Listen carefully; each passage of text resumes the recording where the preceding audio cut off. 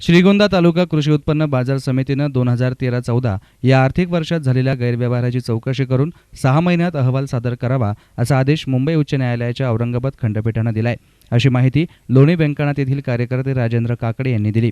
काकडे म्हणाले की लेखापरीक्षक अनुपमा जाधव यांनी केलेला लेखापरीक्षण अहवालच गायब होता। तो मिळवल्यानंतर सभापती बाळासाहेब नाहटा, सचिव दिलीप डेबरे आणि संचालक मंडळानं केलेला गैरप्रकार समोर आलाय। समितीनं त्यापूर्वी जनावरांच्या छावण्या सुरू केल्या होत्या, मात्र त्याचं कुठलंच दप्तर समितीनं दिलं नाही। समितीच्या नियमानुसार 20,000पेक्षा जास्त रक्कम द्यायची असल्यास रक्कम धनादेशाद्वारे वैयक्तिक खात्यात भरावी लागते। मात्र नाहटा यांच्या नावानं समितीनं असे 2,80,00,000चे धनादेश बेकायदेशीररित्या दिल्याचं उघड झाले। विशेष म्हणजे एकाच दिवशी प्रवीणकुमार बन्सीलाल नाहटा आणि बाळासाहेब बन्सीलाल नाहटा अशा एकाच व्यक्तीला 2 नावांनी धनादेश दिले आहेत। या धनादेशांच्या सर्व रकमा 20,000च्या पुढेच आहेत। समितीनं कोट्यवधी रुपयांची अनामत बेकायदेशीररित्या जमा केली असून त्यात सरकारी नियमांचे उल्लंघन केल्याचा आरोप करत काकडे म्हणाले की व्यापारी गाळ्यांचे वाटप करताना अनामत रकमा घेतल्या पण करार केले नाहीत। याबाबत लेखापरीक्षण अहवालात ठपका आहे। या गंभीर गोष्टी त्या वर्षाच्या लेखापरीक्षण अहवालात आल्यानंतर पुढच्या वर्षाच्या अहवालात त्याची पूर्तता कशी केली याचा साधा उल्लेखही नाही। या सगळ्या प्रकरणांची दखल घेत न्यायालयानं चौकशीचा आदेश दिला आहे।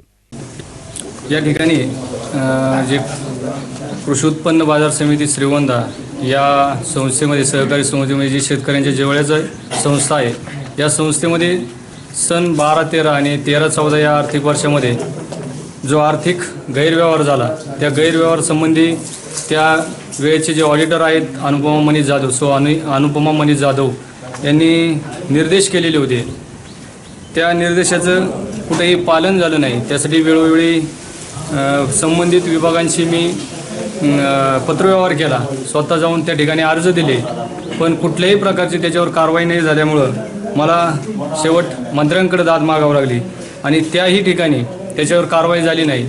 त्यामुळं शेवटी मला माननीय उच्च न्यायालयाचे दारात जावं लागलं आणि माननीय उच्च न्यायालयाने या ठिकाणी 20 जुलै रोजी या ठिकाणी कारवाई करण्याचे स्पष्टपणे आदेश दिलेले आहेत आणि मला त्यामध्ये 100% न्याय मिळेल असे मी अपेक्षा व्यक्त करतो। आणि जी शेतकऱ्यांची संस्था आहे, ज्या ठिकाणी शेतकरी आपल्या घाम गाळून आपलं पीक घेऊन जातो, ज्या संस्थेमध्ये विक्री केली जाते, त्या ठिकाणी शेतकऱ्यांकडून जास्त आडत वसूल केलेली आहे। त्या ठिकाणी ते आडत रिफंड करावी असं त्या 13-14च्या ऑडिट रिपोर्टमध्ये ऑडिटरने स्पष्ट संकेत दिलेले असताना कुठल्याही शेतकऱ्याला ते रिफंड केले नाहीत आणि त्यामध्ये साधारण 2,80,00,000 एवढ्या रकमेचे माननीय तत्कालीन चेअरमन यांच्या नावाने जे आर्थिक व्यवहार झालेले आहेत, त्याचाही कुठेही कसल्याही प्रकारचा ऑडिटरला उल्लेख सापडलेला नाही।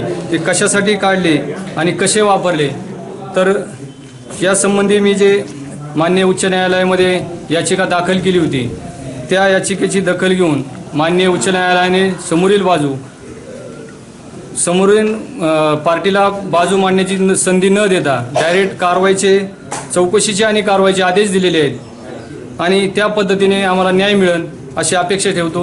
News reporter Sujit Gaikwad, SN media, Shrigonda.